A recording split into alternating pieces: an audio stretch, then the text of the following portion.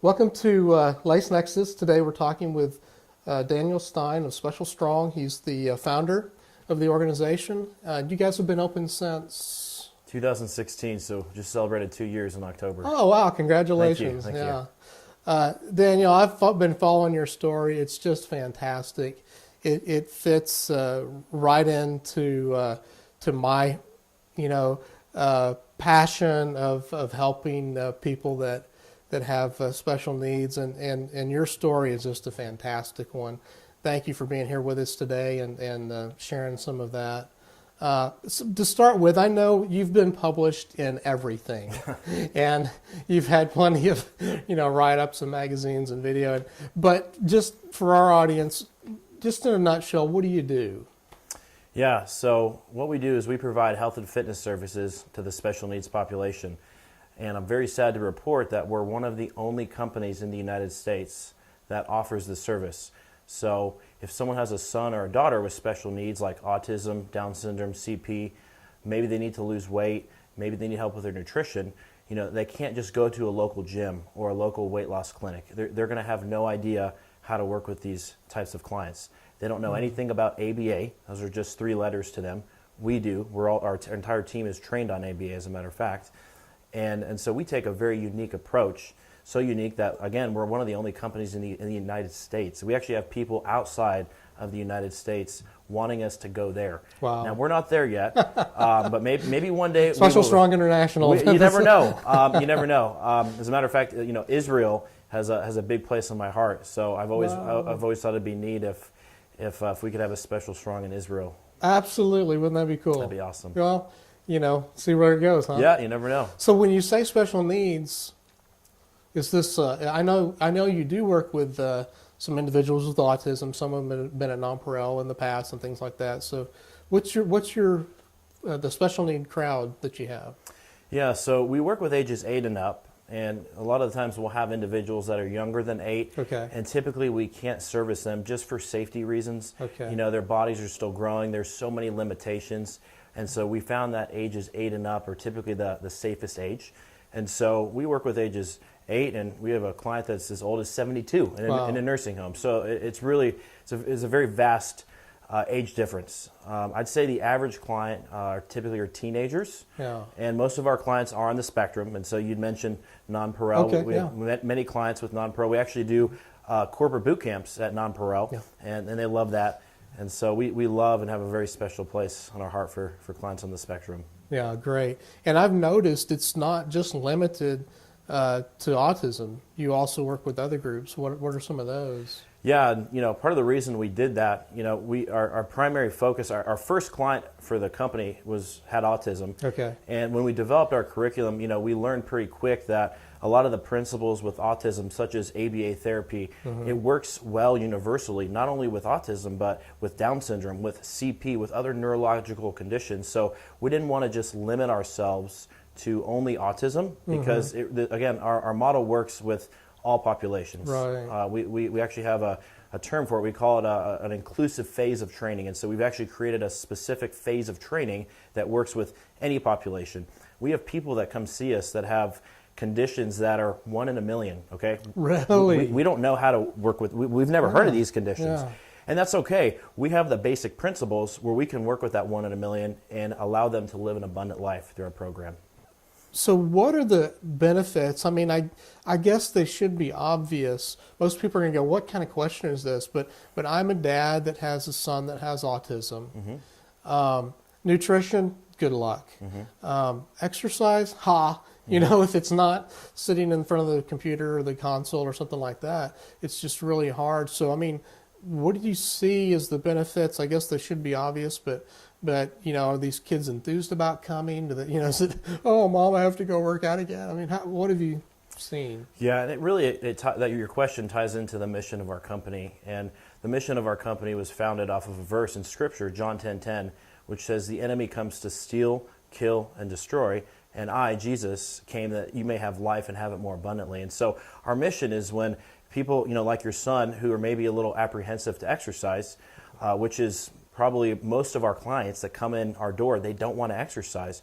We try to find ways to make exercise fun for them so they can live an abundant life, because we believe that through exercise, through proper nutrition and different techniques around that, they can experience the abundant life that's been promised. That's awesome, because they're all smiling. Every Yes. time I see them, they're all happy. And Yeah, well, you get to see them post, but the reality is, again, I'd say for every 10 clients that we serve, maybe 1 in 10 are actually excited. And if they are excited about it before they've experienced it, maybe they've seen some videos. Yeah. Maybe they have friends in Special Olympics that have said, hey, guess what I'm doing? And they found out their friend just won 4 gold medals, and they're interested, right? How about that? And so, but the reality is, again, it's not something that people typically look forward to. And I mean, take it out of special needs. Who do you know that just gets excited when you mention exercise? Yeah. Most people don't. Yeah. That's why most people don't exercise. Gyms make most of their money off the people who don't show up. We all know that in the gym industry. I've been in the industry for 15 years. That's just how it works. Wow. And so there's only about 20% of people. The 20% are probably the only people that actually show up. The other 80% are just recurring memberships, and that's how these gyms survive. It's really interesting. So same with special needs, no different. They don't want to exercise, just like most of the mainstream population. Okay. And so we find ways to connect with them. Yeah. And that's probably the biggest thing for us, is we learn how to connect with them and speak their language. And when they learn that they have a friend to work out with, not a trainer, they get excited. Yeah. And so let's talk about that. The folks that you get to work with, these individuals, where do they come from, their backgrounds, that sort of thing? Because I've seen, several different trainers by name, and they're standing there with their folks. Where do you find these people? Where do we find the trainers, or where do we find the clients? The trainers. The trainers. Yeah. Yeah, so, as a company, that's probably one of our biggest challenges, are finding qualified trainers. Now, we do have an excellent accredited certification program that I created with a brain integration expert. So even if we had a trainer come in with no experience with special needs, we could train them with our model and get them to work with this population. Now, what's challenging is we pay very good. So we get a lot of candidates that are after the money. Okay. So the hard thing for us is when you have hundreds of applicants, trying to decipher which ones are coming after the money and which ones actually have a heart to serve this population. Right. And so one of the ways we find out is we ask their why before they ever interview us. Why do you want to work with this population? And if they don't answer, we don't even consider their application. How about that? When you're in this is truly a service industry that is at the heart of it a mission. Yes. A call to mission, and so that brings us to the question of why would you start a business like this? And so I'll preface your life for you. You were born, you lived an idyllic childhood, you had perfect teen years, and then one day you thought you would start a business, and so you threw a switch, and now you're famous and successful. So is that how that went? Is that not exactly, but well, how did you get where you're at? Why did you do what you did? So Dan, that's a great question as far as why I started this company, and I actually get that asked a lot. And in the special needs community, parents are very guarded with their kids, and that's understandable. They should be, because unfortunately these kids get taken advantage of a lot, and I absolutely can't stand that. It breaks my heart. So they should be protective, and so it's important for people to know, is this person did they just start this business because they want to make money? Why'd they do it? So a little bit about my background and my story. So when I was 4 years old, I was diagnosed with ADHD, and I was immediately put on medications. And, I got the typical therapy. I went to see a lot of the mainstream counselors. Nobody ever mentioned exercise to me, so I just took the regular route of medications and therapy. And in middle school, I started finding out that I loved physical activity. I loved recess. I love sports. And I even started riding my bike 2 miles up to the YMCA every day. And I didn't know what I was doing in the gym, but man, I knew I loved it. And so I continued working out. I continued exercising.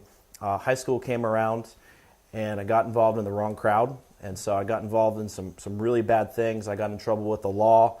I even went to jail for several days. Just dumb stuff. Part of the challenge with having ADHD is I didn't really feel accepted in school. I was very different than other kids. I got made fun of a lot. I didn't even go to my own high school graduation, so I didn't even walk the stage. I just had a lot of shame, and people made fun of me on a regular basis.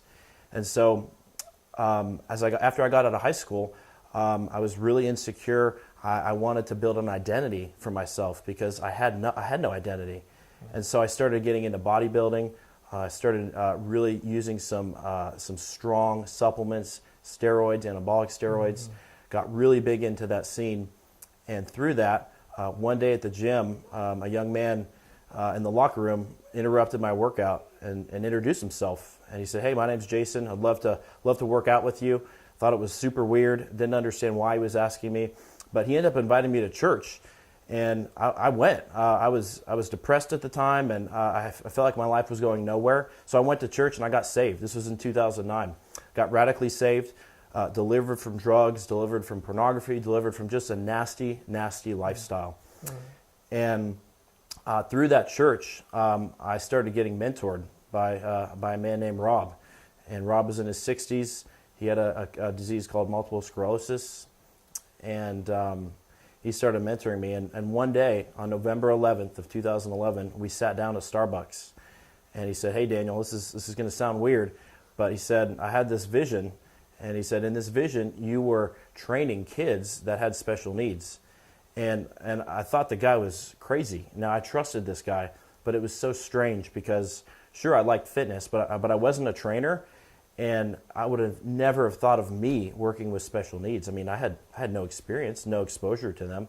And then the next day, I opened my mailbox, and sure enough, there's a personal trainer magazine. It was sent to, it went to our mailbox, but it was actually sent to the wrong mailbox. It was somebody else's name was actually on the magazine. And so, but when I got that magazine, I knew that was for me. Didn't have my name on it, but I knew the Lord was saying, "You know what, that vision, that was for me, pursue it." So I became a trainer and started a career at training clients, mainstream clients. And at the same time, I was also a banker. I was working full-time at a bank. I was making great money. Loans, stocks, that kind of thing. And then one day some people came into the bank account to open up a nonprofit. And when I found out they wanted to open up a nonprofit for special needs, to train them and to exercise with them, I said, "This is going to sound really weird, but I've got to tell you about this prophetic word that I got on November 11th. And they were shocked. And sure enough, they were Christians, and they believed my vision, and they got me my first client with special needs. His name was Dakota, 23 years old, had a drug overdose, paraplegic, fell in love, absolutely fell in love. And so through that, I continued getting a lot of other great mentors in my life. The name Special Strong, people love the name. People always ask me, "That's fantastic." "Yeah, how'd you come up with the name?" And really, I can't take credit for it. I was driving to Rockfish with another mentor of mine, and I got out of the car, and he got out of his car, and he pulls up his phone. He said, "Hey, I just bought your domain, and here's the name of your business." And he had purchased specialstrong.com, How about that? and he came up with the name in the car on a short drive to Rockfish. That's great. We know, I know where that name came from. Really, the Lord gave him that name for me. And so that's how the company got birthed. Really, I can't take credit for any of it. I was the most unqualified person to start a company working with this population. I would be the last person on a list. If you had many resumes, I would be the last person. Even now as the founder, if I saw my resume in a list, absolutely not. No way. No way. Nope. Not happening. So it's just really humbling to be able to work with this population. It's the most rewarding thing that I've ever done, and especially the most rewarding thing is it's not something that I just came up with, because God comes up with way better ideas. Yeah, He really does. He really does. That's just kind of how it works, and that's how He works. And it's just been amazing, Daniel. You've done such an excellent job with it. You're very open about who you are. You're very clear in your love and your intent to serve these families.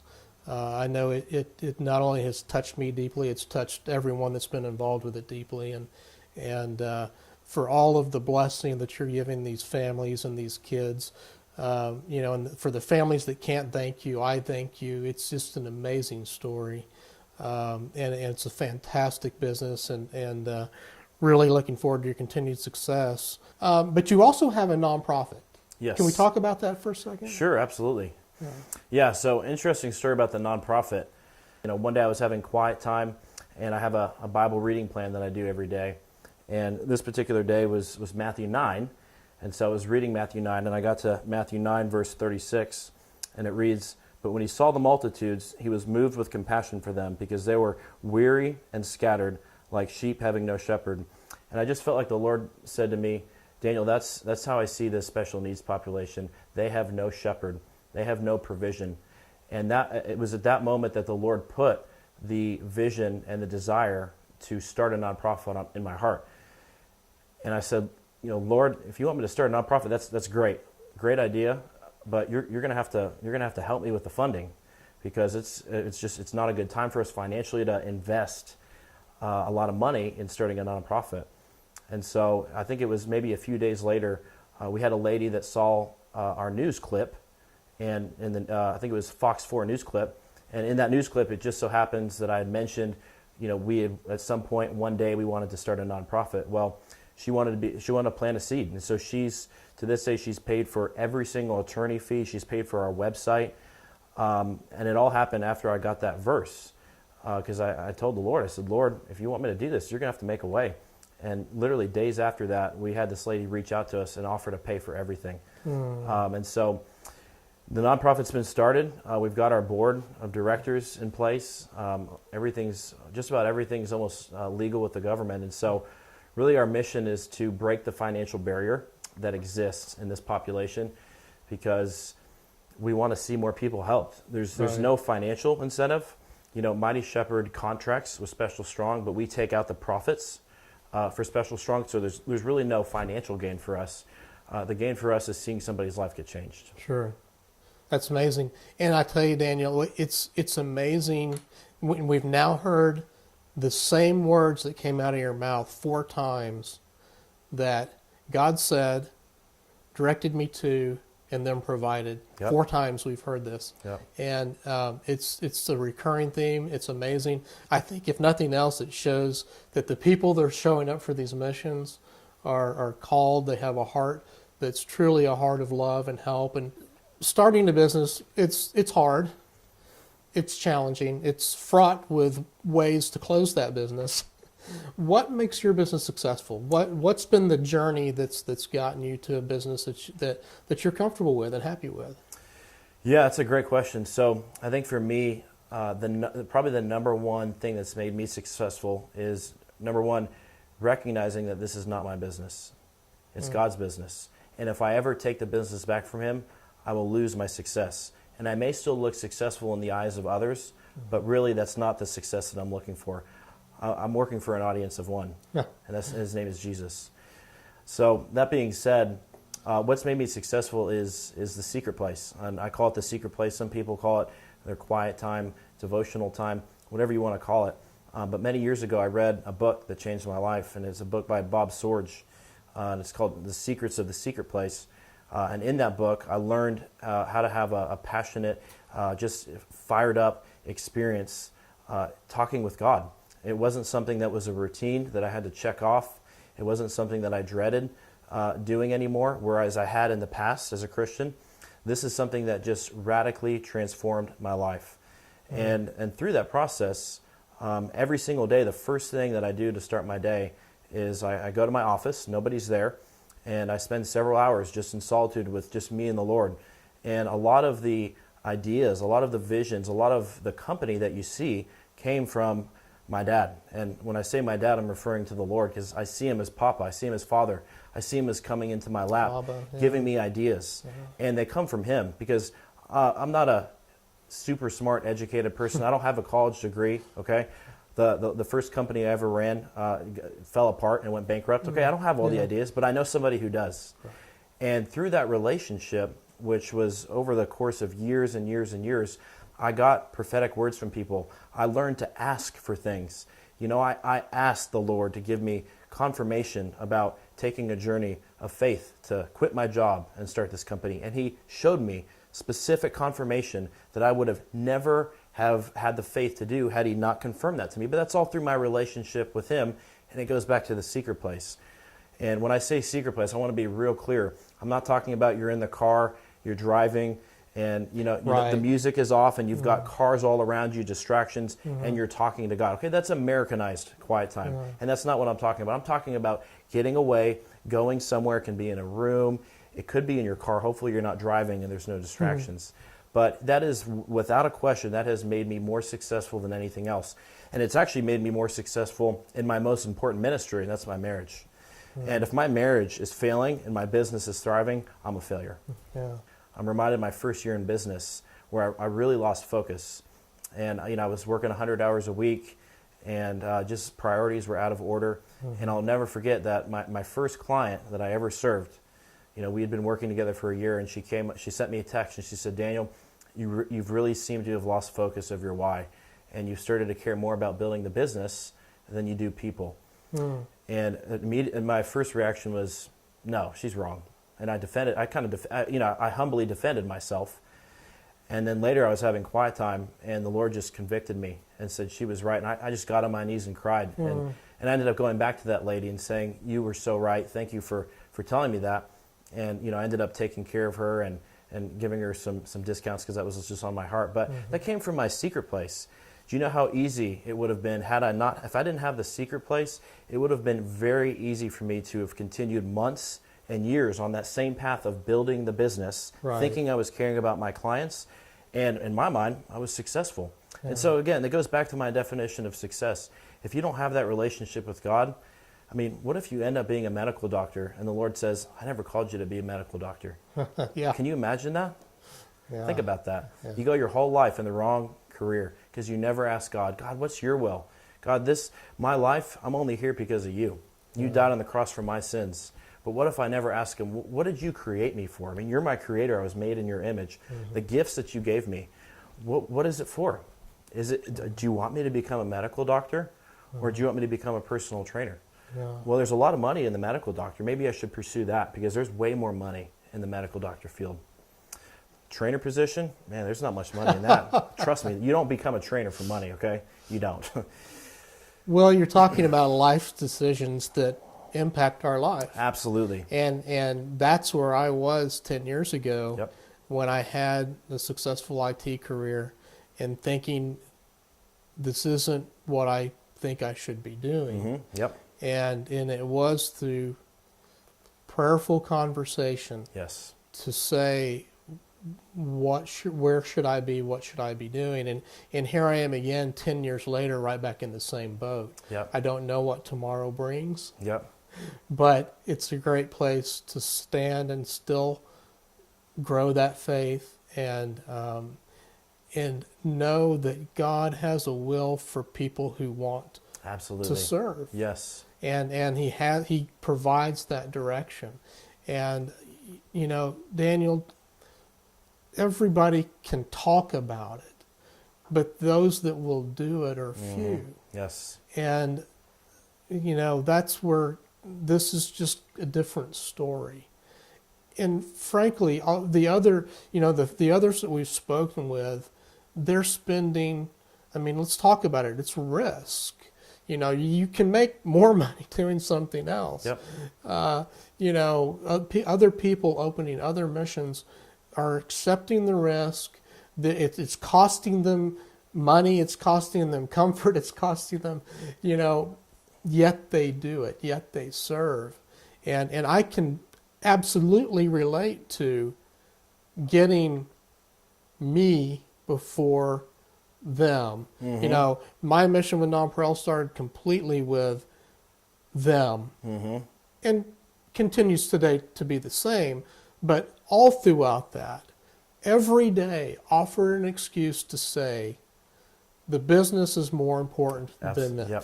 So right? yeah, that's real. Yeah. Mm-hmm. And any other concern, the family, Yep. the whatever it might be, and it doesn't matter that we're serving great missions or not. It's the same thing that anyone out there that has to get up and go to a job every day, make that same decision each day. And so I'm so thankful for your open heart. I think this is a message that people need to hear. None of us are alone in this. That's right. There are eternal decisions to be made, and in today's climate, they're almost impossible to have. But ultimately, people that are willing to sacrifice and serve and give and love unconditionally, it's just a model and a pattern that we all need to see, and we all need to be a part of. And that's where you influence me too, and you encourage me, Daniel. I'm at a point that the last 6 months have been very difficult, and really trying to challenge myself and say, okay, what's the next best step here or there?